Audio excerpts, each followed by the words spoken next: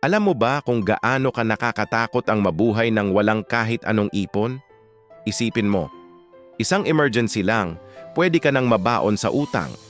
Isang biglaang pagkakasakit, isang aberya sa bahay, o kaya naman biglang nawalan ka ng trabaho at lahat ng pinaghirapan mo pwedeng maglaho sa isang iglap. Ako rin, dumaan ako dyan. Alam mo yung pakiramdam na tuwing sweldo, para kang naglalaro ng puzzle, trying to figure out kung paano pagsasamahin ang mga pera para mabayaran lahat? Tapos kapag may dumating na emergency, wala kang ibang choice kundi umutang. Credit card, mga kaibigan, lending apps, name it, ginawa ko na. Bakit ba ganito? Simple lang, marami sa atin ang nagtatrabaho ng todo-todo, pero hindi pa rin makapagtabi ng kahit 500 kada buwan. Kulang palagi. Hindi sapat ang sweldo. Ang daming bayarin. Minsan nga, kahit anong tipid mo, parang imposibleng mag-ipon. Pero alam mo kung ano ang mas masakit? Yung walang safety net, walang plan B. Kapag may nangyari, automatic na uutang. At alam mo naman ang pattern, sa bawat utang, mas lalong bumibigat ang problema, stress, anxiety, takot sa kinabukasan. Gabi-gabi, hindi ka makatulog kasi iniisip mo kung paano ka makakabangon. Pero may paraan, promise. Hindi ito magic solution.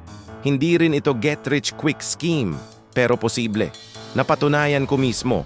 Una, simulan mo sa napakaliit na bagay. Kahit 20 lang sa alkansya araw-araw. Oo, tama ang narinig mo, 20 pesos lang.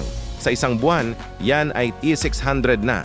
Hindi malaki, pero mas maganda yan kesa sa zero. 'Di ba? Pangalawa, gumawa ka ng sistema.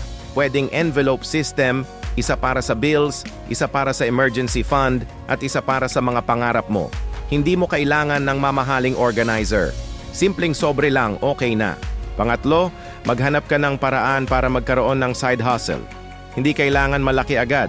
Pwedeng online selling, pwedeng part-time freelancing, pwedeng small services sa neighborhood mo. Yung extra income na yan, diretso sa savings.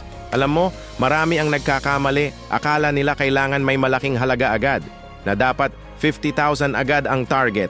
Pero hindi ganun eh. Ang importante, magsimula ka. Kasi every peso counts. Every small decision matters. At alam mo ang maganda? Hindi ka nag-iisa sa journey na to. Marami tayong kagaya mo na gustong makabangon, gustong magkaroon ng financial security. Kaya nga ginawa ko tong channel na to para matulungan ka, para i-share ang mga lessons na natutunan ko sa hard way. Sa susunod na video, ire-reveal ko sa inyo ang 3 sikreto kung paano consistent na makapag-ipon kahit minimum wage lang ang sweldo.